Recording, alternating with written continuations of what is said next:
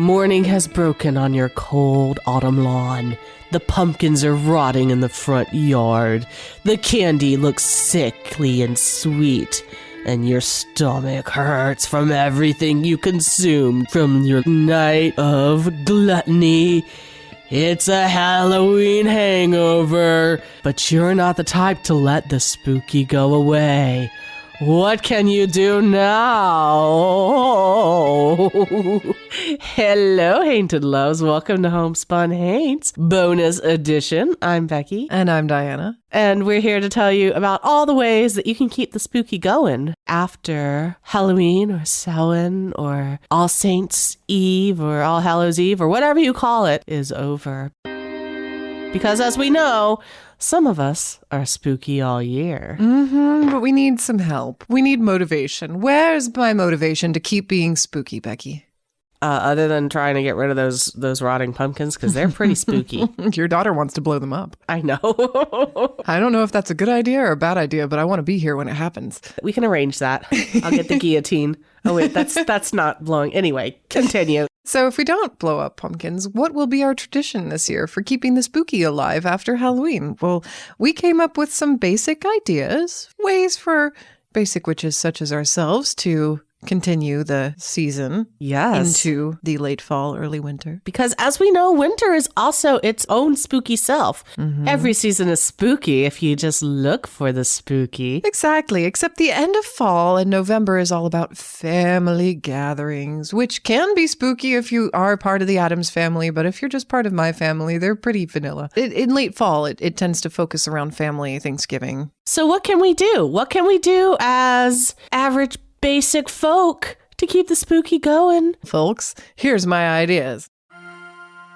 Number 1, it's time to buy pumpkin spice. Did you know everything fall comes out pumpkin spice, but right before the end of November, it all goes on sale because they're all limited time only. Right. So if you want to get yourself a pumpkin spice candle, a pumpkin spice bath bomb. I saw a pumpkin spice Caesar salad kit. Probably don't stock up on those. Those probably won't last. No. But they might be on sale. They might be Halloween. on sale. Yeah. A medical spy called me up and offered a pumpkin facial. And I thought, that sounds terrible. Oh, I use pumpkin enzymes on my skin. Really? It's not that bad. Then if it's so good for you, why don't they do it year round? Why is it only a limited thing? They probably do pumpkin facials all year, but pumpkin spice facials exclusively in the fall. Probably. Okay, I do not want mace on my face. No mace on my face. So that's the thing. And plus, you can always buy spooky candy this season that you won't be able to get for the rest of the year. They always put an expiration date on Halloween candy that's right before next Halloween, so you don't stock up. But you know what? You're going to eat it anyway.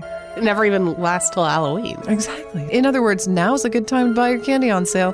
It's kind of hard to find candy on sale, but there are places where you might be able to get some Halloween candy, post-Halloween candy sales at a good rate. I see a lot of good stuff at Big Lots. Ooh. They have some post-Halloween candy. Aldi tends to have post-Halloween stuff on sale. So I could probably go get my post-Halloween pumpkin Caesar salad kit, and the lettuce might just be a little brown. Just a little Should brown. Be good. Yeah. You can save the Caesar salad kit. That is pumpkin spice. I don't know what part of it is pumpkin spice. Maybe it's got pumpkin seeds with cinnamon on them. I don't know. Okay. So that's a great tip. Go buy your pumpkin spice candles. I mean, that's a great one. They usually last a while. Exactly. Yeah, I have one right here. It doesn't work very well anymore, but it is about 15 years old. I think I bought it on sale at Pottery Barn. It'll still be good next spooky season if you get it on sale now. Obviously, you want to get your Halloween decorations on sale. Of course. But you have to get those like on November 1st. They go fast. They will go fast. They go And fast. Also, most places are big box stores that'll put them in storage until next year. You got to be like a ninja. You do have to be like a ninja, it's true. Actually, maybe like 3 or 4 days before Halloween, a lot of that stuff will go on sale because they just assume most people have already got that stuff up. Other than buying things on sale, I'm sure you have some other great tips for us. Oh, my thought is you need to incorporate elements of your Halloween costume into your permanent wardrobe just to remind you of good times. Oh, I like that. So what would be a great item from your Halloween costume that you would incorporate into your day-to-day? Well, I got this beautiful shirt. Oh, yeah, that's right. Diana's going as a cult leader. My costume this year, I was a 1960s cult leader. and I consider it a win if somebody asks me if I'm Klaus. I carried pamphlets to hand out to people. I had HH carved into my forehead. I had a fake wispy beard. I like making crafts out of trash. I collect the cotton balls from the tops of my supplements and make beards out of them. So there was that, and I handed out grape Kool-Aid packets. I love it. Yeah. So, an easy way that you could incorporate your costume into day-to-day life is just keep that HH carved into your forehead. I mean, it's gonna scar, so. Really? That's dedicated to the brand of There you Homespun go. Heat. I'm so dedicated. We won't be on this planet long anyways. Would you like some Kool-Aid? No? Still no? Yeah, if this podcasting thing doesn't work out, we're just going to start a cult. I have practice now.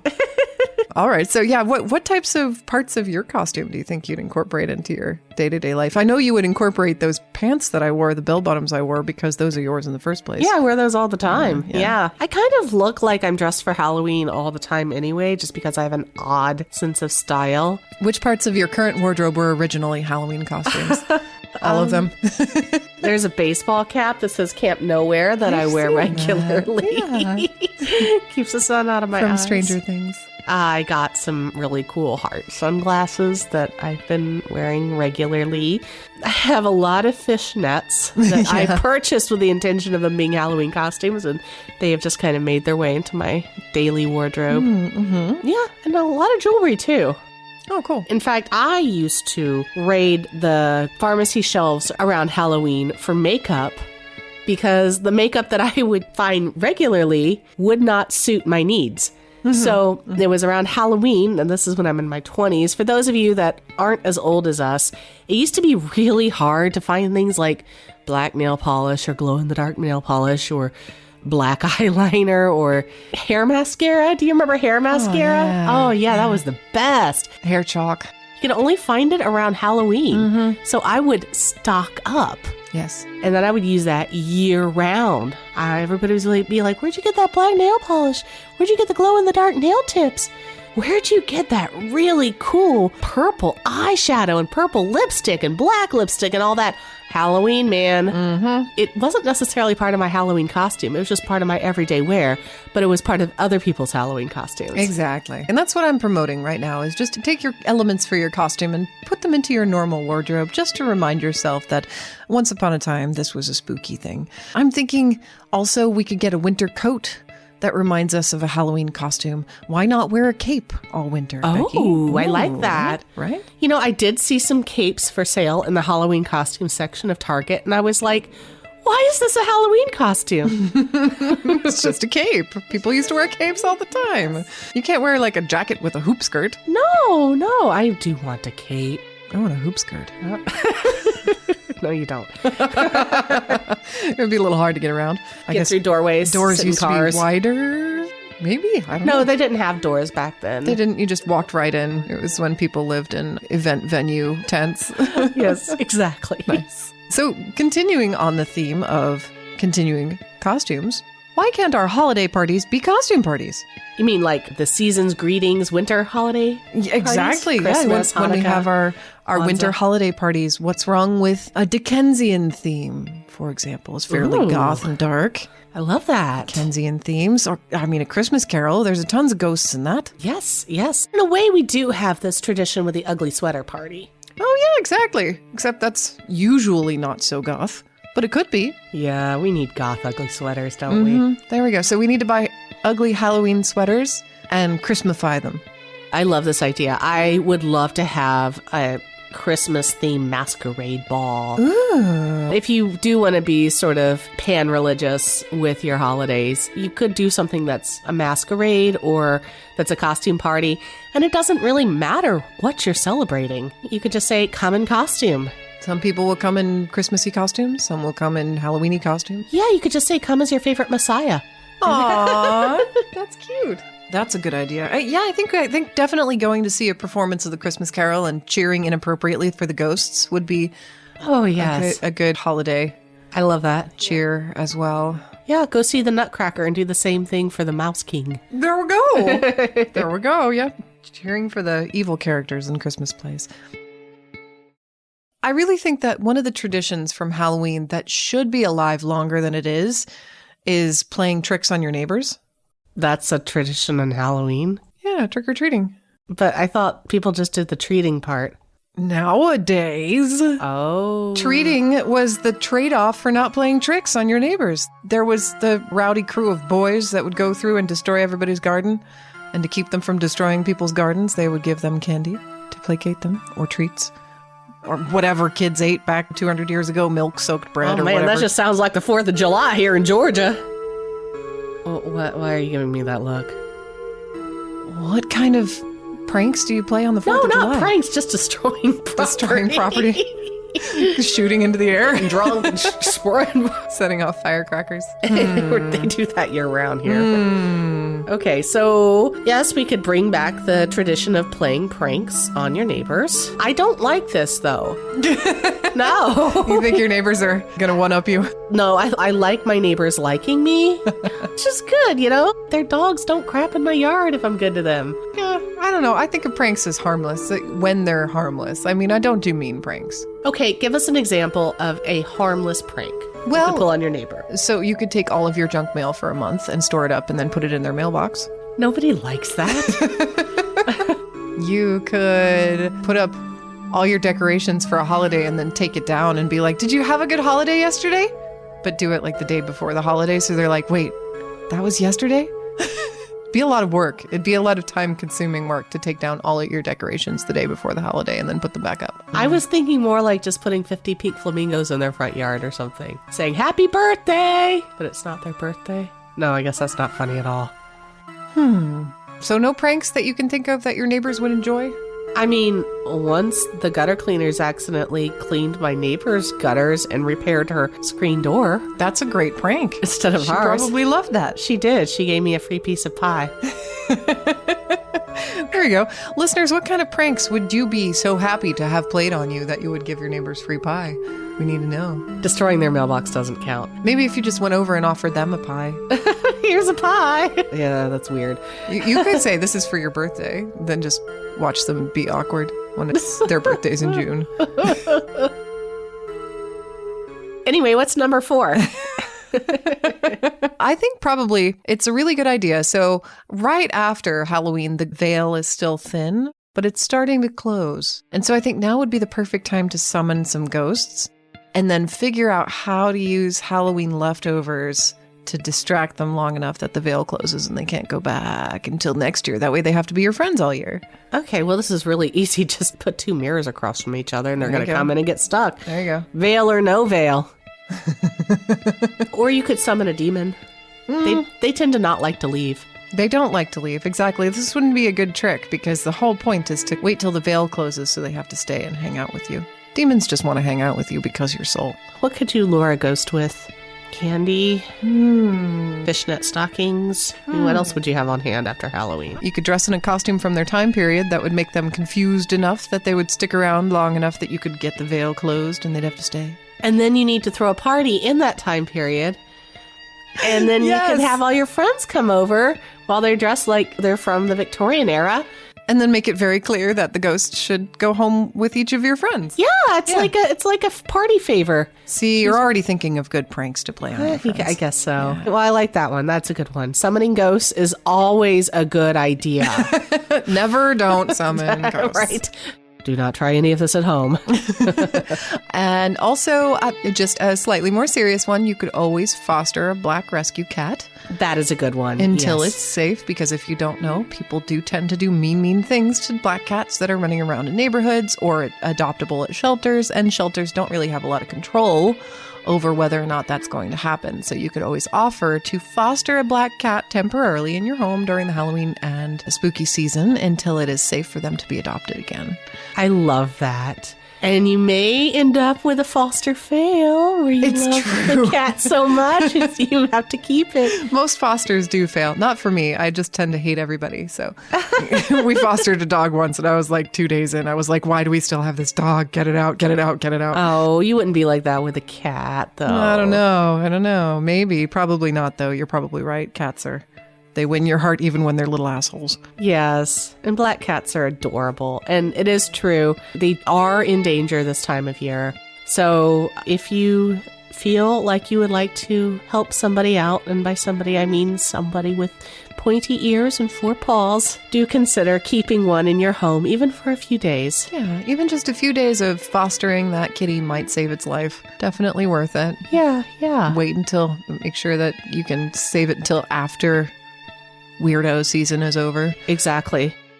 So back to being goofy. I think you remember how last year I had the squirrels carve my pumpkins for me? Yes. I think with the pumpkins that haven't rotted yet, some people actually live in areas where it's cold enough that the pumpkins on their porch have been preserved by now. Yeah, I know. They may even have snow in them. They may be iced pumpkins, exactly. Yes. So if you still have pumpkin pieces that look good, I think you should make bird feeders and squirrel feeders out of those pumpkin pieces. Aww. Wouldn't that be cute? Just put a little nut butter on them and then some bird seed, and the squirrels would love that. Yeah, they would. Even if you just take the jack-o'-lanterns that you've made, if they're still in good condition, you can put a little bit of bird seed or peanut butter or something on the inside and leave the tops off, and then set up a motion detector camera to film the face, and then you'll probably end up with a little squirrel poking its head through the little eye hole. Oh, Wouldn't that be cute? Yes, for a little bird. Yeah, so set up a squirrel cam. Uh-huh. Put some treats within your jack-o'-lanterns that are still in good condition. Believe me, they will eat not only the treats, but also the pumpkin itself, so be prepared to dispose of it with gloves on once it's all done, because they won't eat the whole thing, those little bastards. Or just bury it, and then you might end up with pumpkins growing there in a few You might, months. yes, if you haven't hollowed out the seeds. Yes. Yes, pumpkins don't grow from pumpkins. No. All right, these are all great suggestions. Do you have more for me? There was a couple more. I think it's important because as it gets colder, insects tend to move into your house. Because it gets cold outside, the insects are like, what's this crap? I'm going somewhere warm. Yes. This is a nice little warm house. So in order to combat this problem, I suggest you set up a spider sanctuary. Oh, that sounds good. Because not only will this combat the problem, but this will provide free food for your spider sanctuary as the insects come in during the colder months, and it'll keep it spooky in your house, because who cares about decorative spider webs if you have real ones? Now, what do you mean by spider sanctuary? Do you mean just don't kill the spiders? Yeah, when they just come don't in? kill them. Just let them roam. I was helping 2 spider survivors in your shower. You know, I don't Yeah. like the idea of them being 2. Were they male and female? I bet they were. I don't know. They were fighting. They were having a little lover spat right one's over my gonna be head while dead I was soon. showering. I kept squeaking. One of them will probably be eaten. I couldn't quite focus on them. They were too far away from me because they were on the ceiling, but I thought they had a little baby on their web, but it turned out that it wasn't a baby. It was somebody's exoskeleton that had been shed. Oh, okay. That's delightful. It was Yeah. cute. It's still there. The spiders have disappeared, so they're probably in my bed or Yeah. in my probably. makeup or my socks or something. You but- wanted to create a sanctuary for them. I know. You know, the good news is, at least here in Georgia, we do not have that many venomous spiders. Oh, that's nice. Yeah, you would recognize them. Brown recluses, which are the ones to fear the most because they're very tiny and hard to see, they don't build webs. So if you find a spider in a web and it's not a black widow, and you can easily point out what a black widow looks like, it's black and it has that bright red hourglass tummy. Otherwise, let them be. So black widows and brown recluse are the only poisonous spiders in Georgia? Only venomous spiders that I'm aware of here in Georgia. That is also true in Oklahoma. Yeah, So yeah, pretty much throughout the U.S., yes. brown recluse are evil, though. Black widows just want to get along.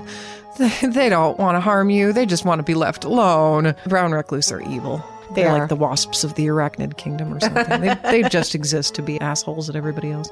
But yeah, other spiders are safe. And I really think the more spiders you have in your house that are harmless, the fewer venomous spiders there will be room for.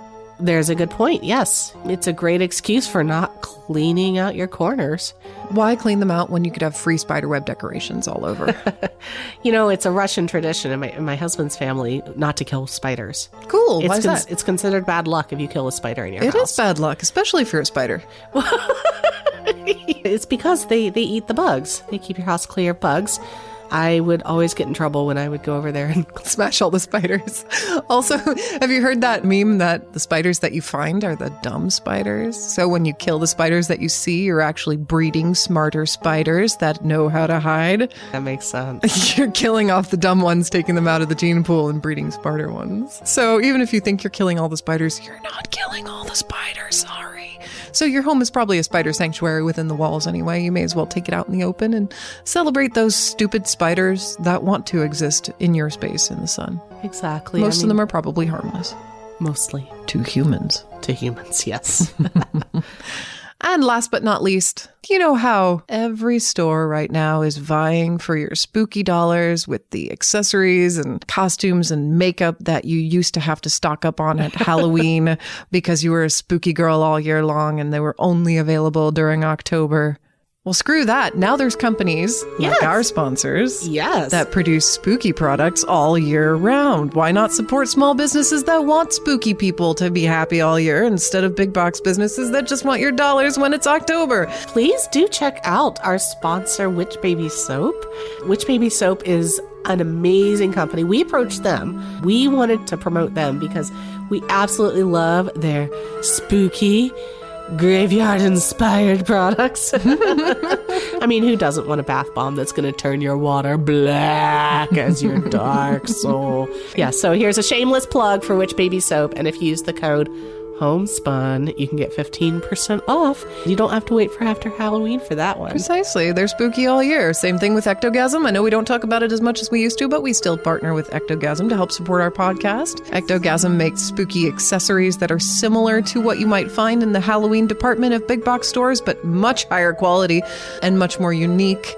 And it's a small business. Yes. Spooky like you. So ectogasm.net, if you use code HAINTS, all caps, you can get 10% off your order of $20 or more. So thank you all so much for listening to our spooky Halloween hangover tips. Diana, thanks for coming up with those. Yes, and if you have any special things you do all year to keep the Halloween alive, let us know, because I bet we'll be doing them with you if we hear about it. And if you're a small business that makes spooky products and you'd like to reach out to us for sponsorship opportunities, please do so at info@homespunhaints.com. And while you're at it, check out our show notes at homespunhaints.com and follow us on TikTok. We finally reached 1,000 followers on TikTok at Homespun Haints.